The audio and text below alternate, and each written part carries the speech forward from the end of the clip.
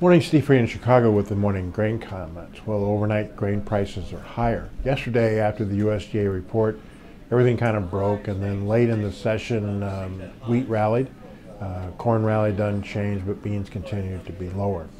I think overnight the beans are up about 6 to 7 cents because of uncertainty in South America. Argentina's threatening a strike and not selling cash grain. And also, the Brazil truckers and the government had their meeting yesterday. The government would not lower gas prices, but the truckers accepted that. We're not hearing of any blockage, but we're also kind of putting a little premium back into the bean market just in case there's some kind of supply issues in South America. Over in the wheat market, I think yesterday was mostly about weather. I think that funds have record short positions in the wheat. And I think that if it turns drier in the southern plains and Russia, there's not enough premium in the wheat market. So you're starting to see a little buying in wheat. And over in the corn, I think that corn also might be getting into a little bit of the weather market with some concern about potentially some dryness in the western Midwest later this summer and some wet conditions that may delay plantings in the south.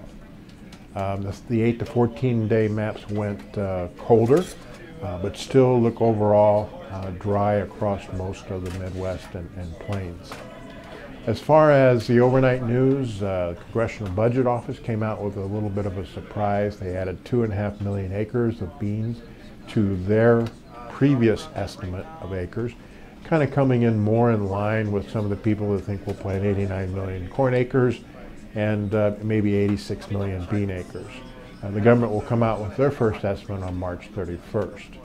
Also, you've got the dollar higher, but you've got one global bank talking about the euro and the dollar coming to parity this year.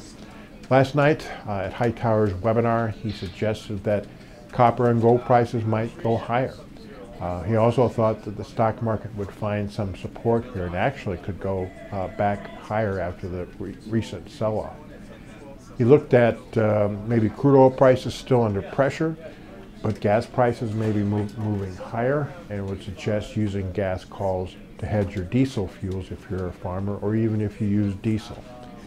In the grains, he was bearish beans. He was bearish to the July and November bean spread. He was bullish wheat and buying Kansas City wheat, and he was friendly to the corn market, being long call. So there's some trading ideas to think about as we move ahead in 2015. As always, these are my thoughts, not those of ADM or ADM Investor Services, and have a safe and profitable trading day.